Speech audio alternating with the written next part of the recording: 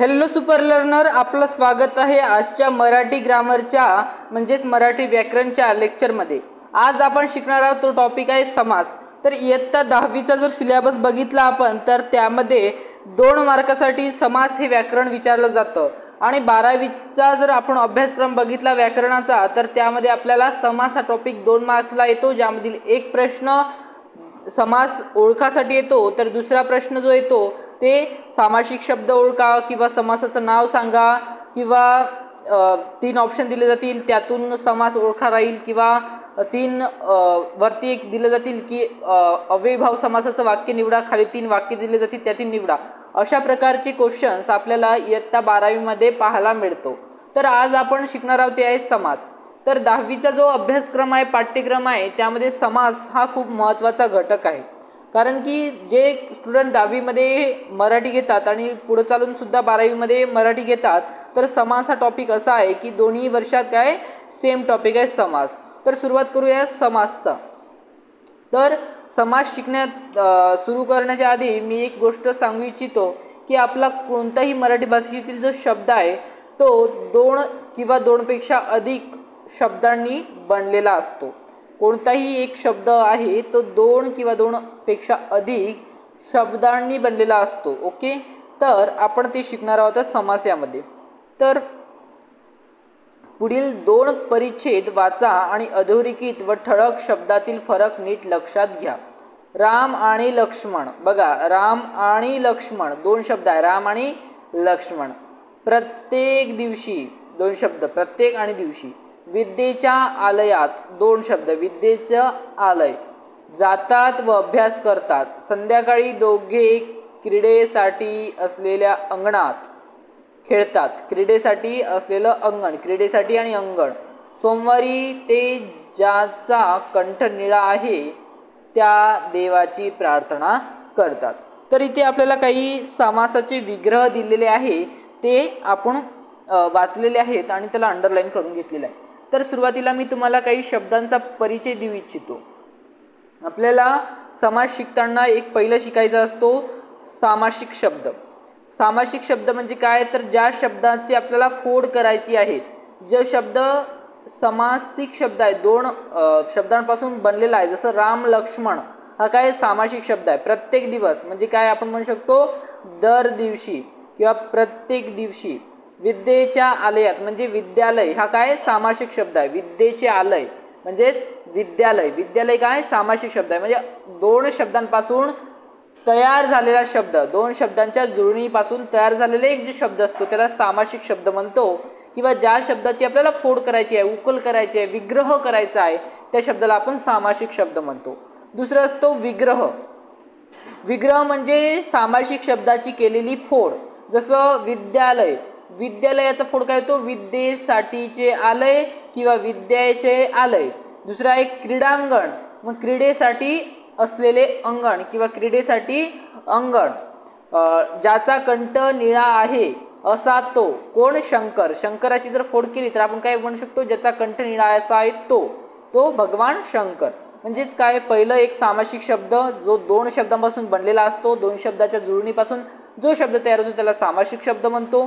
दुसरं की ज्या शब्दाची फोड केली जाते त्याला, ज्या शब्दाची फोड केली जाते त्याला सामासिक शब्द म्हणतात आणि त्या सामासिक शब्दाच्या फोडेलाच म्हणजेच विग्रहालाच आपण काय म्हणतो विग्रह म्हणतो, सामासिक शब्दाचा विग्रह म्हणतो। हे 2 शब्द क्लिअर झाले असेल सगळ्यांचेच। आता बघूया आपण पहिल्या व दुसऱ्या परिच्छेदात कोणता बदल आहे। तर आपण दुसरा परिच्छेद सुद्धा वाचूया।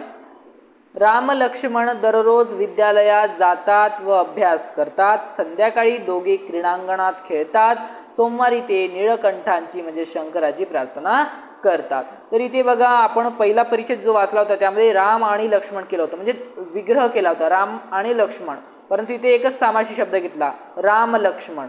प्रत्येक दिवशी, दररोज, दररोज, दररोज, दररोज आणि याचा विग्रह काय झाला प्रत्येक दिवशी आणि सामासिक शब्द दररोज। विद्येच्या आलयात, विद्यालय, विद्यालय म्हणजे काय सामासिक शब्द, त्याचा फोड म्हणजे विद्येच्या आलयात। जातात अभ्यास करतात, संध्याकाळी दोघे क्रीडेसाठी असलेल्या अंगणात हा झाला विग्रह, क्रीडेसाठी असलेलं अंगण आणि सामासिक शब्द क्रीडांगणात खेळतात। आणि सोमवारी ते ज्याचा कंठ निळा आहे त्या देवाची प्रार्थना करतात. आणि सोमवारी ते नीलकंठाची म्हणजेच भगवान शंकराची काय करतात, प्रार्थना करतात. म्हणजे शंकर किंवा नीलकंठ हा झाला सामासिक शब्द, त्याचा विग्रह ज्याचा कंठ निळा आहे असा तो. तर इथे समजलं असेल तुम्हाला दोन. तर मी ते हे लक्षात ठेवा इथे दिलेलंच आहे की अशा रीतीने शब्दांच्या संक्षेप म्हणजे आकुंचन, कॉन्स्ट्रॅक्शन, ज्याला आपण काय म्हणतो आकुंचन म्हणतो, संक्षेप म्हणतो, म्हणजे छोट्या रूपाला, अशा रीतीने शब्दांच्या छोट्या रूपाला आकुंचन करून म्हणजे त्याला जवळ आणून जो नवीन जोड शब्द तयार होतो.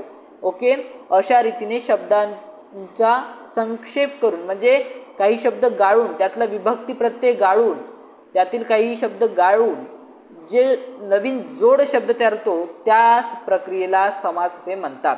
लक्षात घ्या की जसं आपण म्हटलं विद्येसाठी आलंय, साठी हा शब्द गाळला आपण, साठी हा विभक्तीचा जो प्रत्यय होता तो गाळला आणि काय केलं आपण, विद्यालय केलं. म्हणजेच काय तर शब्दाचं काय झालं, संक्षेपण झालं, म्हणजेच कॉन्स्ट्रक्शन झालं. त्याचं काय केलं, एक आपण जवळ आणलं त्या शब्दांना आणि साठी हा शब्द गाळला आणि नवीन शब्द तयार केला, त्याला म्हणतात विद्यालय. आणि हेच प्रक्रिया म्हणजे समास होय. जो नवीन जोड शब्द तयार होतो आणि त्यापासून, या प्रक्रियापासून, या शब्दांच्या जवळ आणण्यापासून जो एक नवीन शब्द तयार होतो त्याला आपण सामासिक शब्द असे म्हणतो. म्हणजे दोन शब्दाच्या जोडणीपासून जो नवीन शब्द तयार होतो, जसं विद्यालय हे नवीन शब्द झालं आणि दोन शब्द कोण, विद्येसाठी आलंय, साठी हा शब्द गाळला आणि दोन्हींना जवळ जर आणलं तर या प्रक्रियेला आपण समास म्हणतो. आणि त्यातून जो शब्द तयार होतो विद्यालय, तो आहे आपला सामासिक शब्द. आणि या सामासिक शब्दाची फोड, उकल करून दाखवण्याची जी पद्धत असतात त्याला आपण विग्रह म्हणतो. मग सामासिक शब्द जर आपला विद्यालय असेल त्याची फोड काय होईल, मग त्याचा विग्रह काय होईल, विद्येसाठीचे आलय किंवा विद्येसाठी आलय, हा त्याचा काय होईल, विग्रह होईल. आणि अशा पद्धतीने आपल्याला कळालं समास म्हणजे काय, तर दोन शब्दातील काही शब्द गाळून त्यांना जवळ आणून एक नवीन शब्द तयार करण्याची जी प्रक्रिया आहे त्याला आपण समास म्हणतो. ओके, आणि जो नवीन जोड शब्द तयार होतो त्याला सामासिक शब्द म्हणतो. आणि ज्या सामासिक शब्दाची उकल करायची असते, फोड करायची असते, त्या पद्धतीला विग्रह असे म्हणतात. तर हे नेहमी लक्षात ठेवा आणि स्क्रीनशॉट सुद्धा याचा काढून घ्यावा.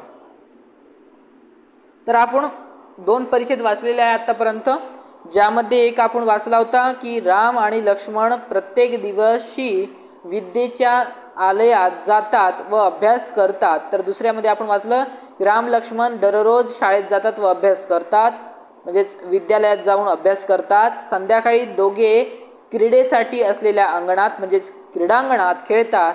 आणि सोमवारी ते ज्याचा कंठ निळा आहे अशा देवाची प्रार्थना करतात, म्हणजे नीळकंठाची प्रार्थना करतात. तर दोन्ही परिचित वाचल्यावर आपल्याला काही बदल लक्षात येतो. जसं की राम आणि लक्ष्मण याऐवजी दुसऱ्या परिच्छेदामध्ये आपण काय केलं, आणि हा जो शब्द आहे आणि हा जो आपला काही विभक्ती प्रत्यय आहे ते गाळला आणि आपण त्यांना जवळ केलं, म्हणजे राम लक्ष्मण केला, असा जोड शब्द वापरला. आणि ही जोड शब्द तयार करण्याची जी प्रक्रिया आहे त्याला आपण समास म्हणतो. आणि ह्या शब्दाला राम लक्ष्मणला काय म्हणतो आपण, सामासिक शब्द म्हणतो. आणि राम आणि लक्ष्मण याला आपण सामासिक शब्दाचा विग्रह म्हणतो. कळालं इथपर्यंत विद्यार्थी मित्रांनो की काय म्हणणं आहे, यामध्ये काय सांगायचा प्रयत्न केलेला आहे की पहिल्या परिच्छेदामध्ये विग्रह वापरला आपण, राम आणि लक्ष्मण हे काय झालं, विग्रह झाला.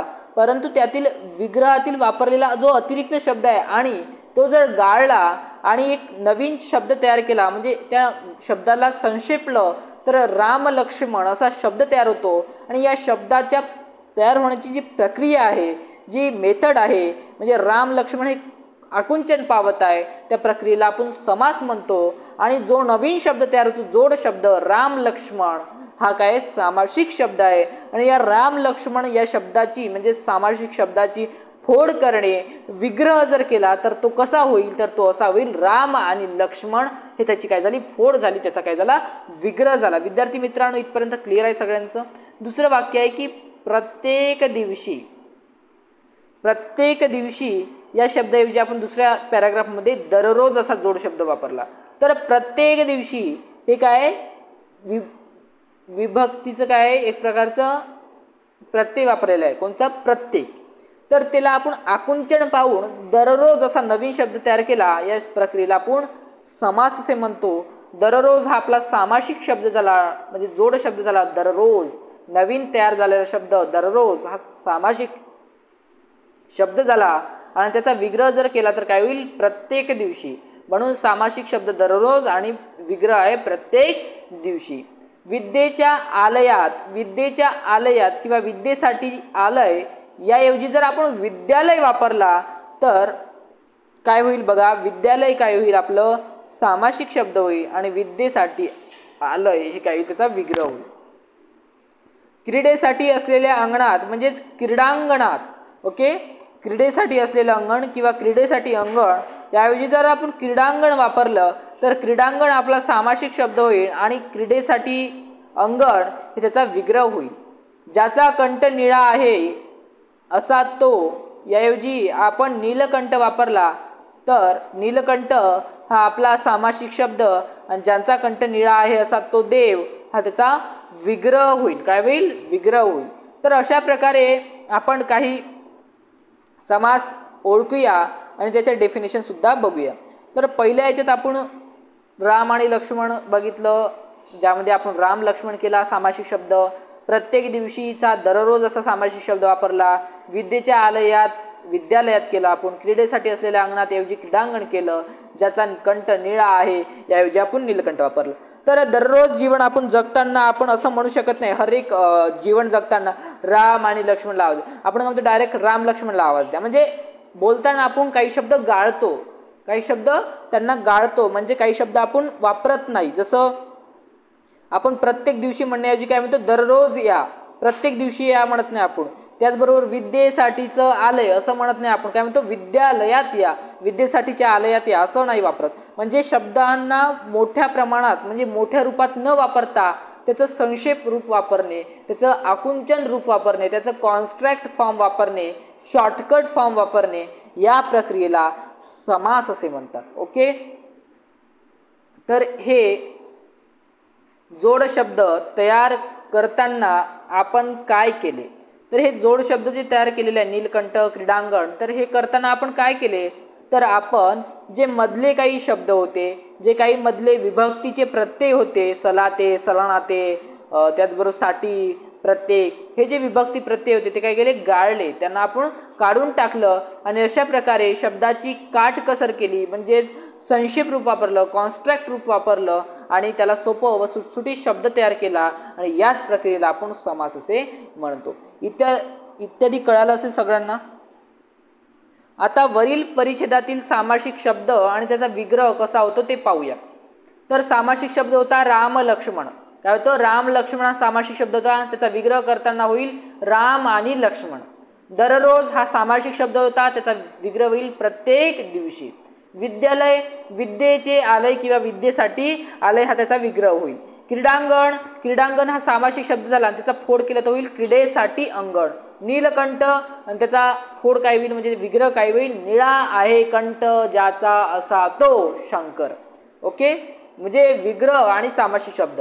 तर विग्रहातील काही विभक्ती प्रत्यय, काही शब्द गाळून जो काही जोड शब्द तयार होतो त्याला सामासिक शब्द म्हणतो आणि सामासिक शब्दाची जे काही उकल केली जाते, फोड केली जाते त्याला विग्रह म्हणतो. आणि विग्रह करताना गाळलेले शब्द जोडावे लागतात आणि सामासिक शब्द तयार करताना विग्रहातील काही शब्द गाळावे लागतात. इथपर्यंत कळालं विद्यार्थी मित्रांनो. आता पुढल्या पार्टमध्ये शिकणार आहोत आपण समासाचे प्रकार. तर वळूया आपल्या व्हिडिओ लेक्चरच्या पुढल्या पार्टकडे, समासाचे प्रकार.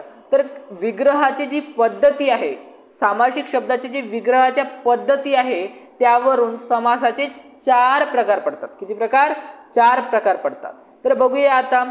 समासामध्ये म्हणजे जे काही सामासिक शब्द असतात त्यात कमीत कमी 2 शब्द एकत्र येतात.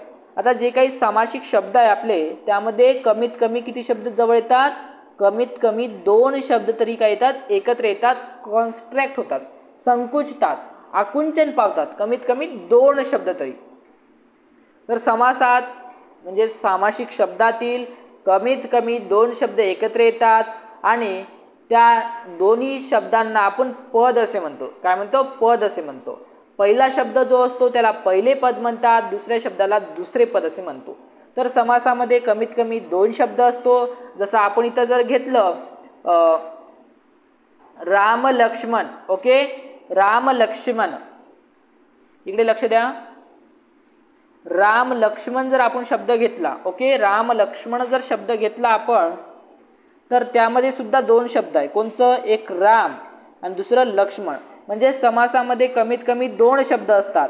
आणि पहिला शब्द जो आहे राम त्याला आपण पहिलं पद म्हणू, दुसरा शब्द लक्ष्मण त्याला आपण काय म्हणू? दुसरं पद म्हणू. म्हणजेच राम काय पहिलं पद आहे आणि लक्ष्मण काय दुसरं पद आहे. क्लिअर इथपर्यंत? म्हणजे समासिक शब्द जे असतात त्यात कमीत कमी दोन शब्दापासून बनलेला असतो आणि त्या दोन शब्दांना पदे असे म्हणतात. काय म्हणतात? पद असे म्हणतात. आणि पहिला शब्द जो असतो त्याला पहिलं पद म्हणतात. जसं राम हे पहिला शब्द होता त्यामुळे त्याला पहिलं पद म्हणलं. दुसरा शब्द जो वापरला जाईल वाक्यामध्ये त्याला आपण दुसरे पद असे म्हणतो, दुसरे पद असे म्हणतो. म्हणजे कळालं का? समासिक शब्दात कमीत कमी दोन शब्द असतो, त्या दोन्ही शब्दांना आपण पदे असं संबोधतो. काय म्हणतो? पद असे म्हणतो. मग त्यात पहिला शब्द जो येईल त्याला पहिलं पद, दुसरा शब्द दुसरं पद. आणि या पदांना आपण काय करतो असतो? एक प्रकारचं महत्व आहे किंवा नाही आहे. म्हणजे जर महत्व असेल तर वेगळा समास होईल, पहिल्या पदाला महत्व असेल तर अव्ययभाव होईल, दुसऱ्या पदाला महत्व असेल तर तत्पुरुष समास होईल, दोन्ही पदांना महत्व असेल तर द्वंद्व समास होईल, आणि दोन्ही पदांना जर महत्व नसेल आणि तिसऱ्याच पदाचा बोध होत असेल तर त्यांना आपण म्हणू बहुव्रीही समास. काय म्हणू? बहुव्रीही समास. अशा प्रकारे समासाचे चार प्रकार पडतात. कशावरून? की कोणत्या पदाला किती महत्व आहे, किती प्रधानत्व आहे, म्हणजेच किती भार आहे, किती महत्वाचं कोणतं पद आहे, यावरून समासाचे चार प्रकार पडतात. पहिलं पद महत्वाचं ज्या समासात असेल त्याला अव्ययीभाव समास म्हणतात. दुसरं पद महत्वाचं असेल, पहिलं नाही दुसरं पद महत्वाचं असेल तर तत्पुरुष समास. दोन्ही पद महत्वाचे असेल तर द्वंद्व समास. दोन्ही पद महत्वाचे नसून तिसऱ्याच पदाचा बोध होत असेल तर अशा समासांना आपण म्हणतो बहुव्रीही समास. तर समासातील कोणते पद महत्वाचे आहेत किंवा प्रधान आहेत, मुख्य आहे, यावरून समासाचे प्रकार ठरतात. महत्वाचे पद म्हणजे प्रधान पद, कमी महत्वाचे म्हणजेच गौण पद. प्रधान पदाला आपण पॉझिटिव्ह साईन दाखवतो, म्हणजेच महत्वाचं जर असेल तर पॉझिटिव्ह, कमी महत्वाचं म्हणजेच गौण पद असेल तर निगेटिव्ह साईन न दर्शवतो.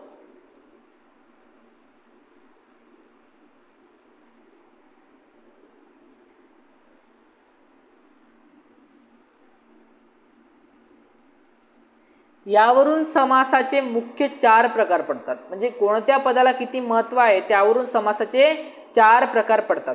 पहिलं पद प्रधान असेल आणि दुसरं पद गौण असेल, म्हणजे पहिलं पद ज्या शब्दातील, ज्या सामासिक शब्दातील पहिलं पद महत्वाचं असेल, पहिला शब्द महत्वाचा असेल आणि दुसरा शब्द गौण असेल, कमी महत्वाचा असेल, त्या समासाला अव्ययीभाव समास म्हणतात. म्हणजे पहिलं पद, पहिला शब्द महत्वाचा, दुसरा शब्द गौण, त्याला आपण म्हणतो अव्ययीभाव समास.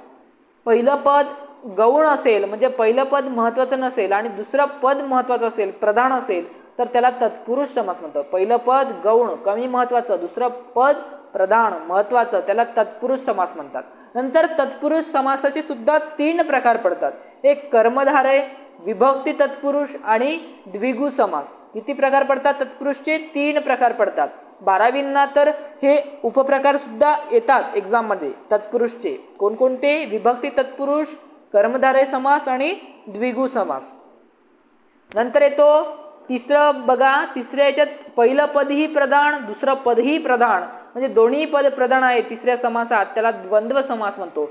ज्या समासाचे दोन्ही पद प्रधान असून ज्या समासातील दोन्ही पद महत्वाचे असतात त्याला द्वंद्व समास म्हणतात. दोन्ही पद गौण असलेला समास म्हणजे बहुव्रीही समास, आणि त्यातून तिसऱ्याच पदाचा बोध होतो. जसं की आपण म्हटलं नीलकंठ. नीलकंठचा विग्रह काय होईल? निळा आहे कंठ असा ज्याचा तो. दोन्ही पद, नीलही महत्वाचं नाही, कंठही महत्वाचं नाही, दोन्ही पद गौण आहे, पण तिसराच पद येतो त्यात जो की शंकर, आणि तोच महत्वाचा असतो, म्हणून याला बहुव्रीही समास असे म्हणतात. म्हणजेच अव्ययीभाव समासात पहिले पद प्रधान असते. जसं दररोज. दररोज या शब्दामधील दर हा महत्वाचा आहे, रोज महत्वाचा नाही. रोज म्हणजे दिवशी होतो, परंतु कसा दिवशी? प्रत्येक दिवशी. दर महत्वाचा आहे. दर म्हणजे प्रत्येक, प्रत्येक हा शब्द महत्वाचा आहे. दर, दर पहिलं पद महत्वाचं आहे. तत्पुरुष समास दुसरे पद प्रधान, दुसरं पद महत्वाचं, जसं की विद्यालय. आता विद्येसाठी महत्वाचं नाही पण आलय महत्वाचं आहे. क्रीडांगण क्रीडेसाठी महत्वाचं नाही, अंगण महत्वाचं आहे, म्हणजे दुसरं पद महत्वाचं आहे. द्वंद्व समास, तर द्वंद्व समासामध्ये जेव्हा विग्रह करतो तेव्हा दोन्ही पद महत्वाचं असतं विग्रहासाठी. जसं राम लक्ष्मण, रामही महत्वाचा आहे तेवढंच लक्ष्मणही महत्वाचं आहे, म्हणून राम आणि लक्ष्मण.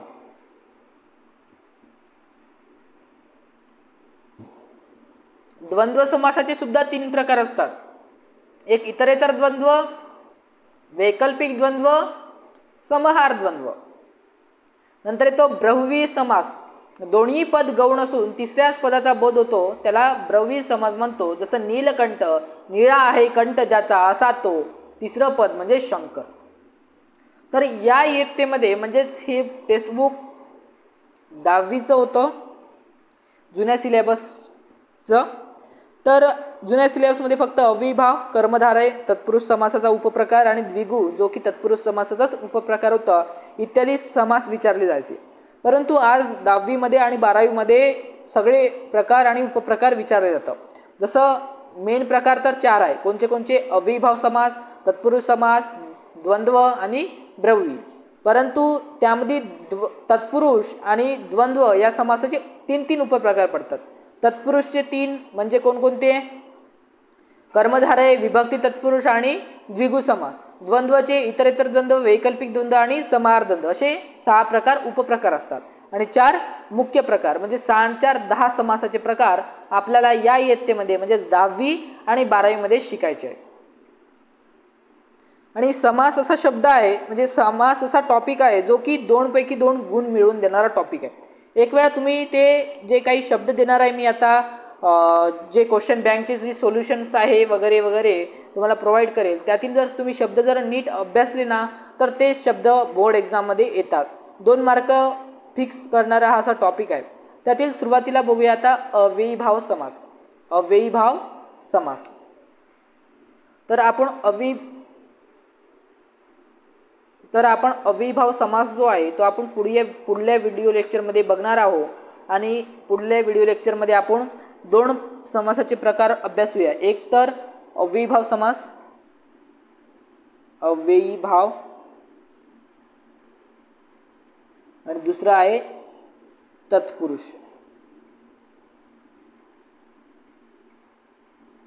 तत्पुरुष समास. तर हे दोन्ही समास आपण पुढल्या व्हिडिओ लेक्चरमध्ये बघणार आहोत. आणि आपल्या चॅनलला जरी आजपर्यंत सबस्क्राईब केलं नसेल तर आता सबस्क्राईब करून घ्या, जेणेकरून इथून जे मराठी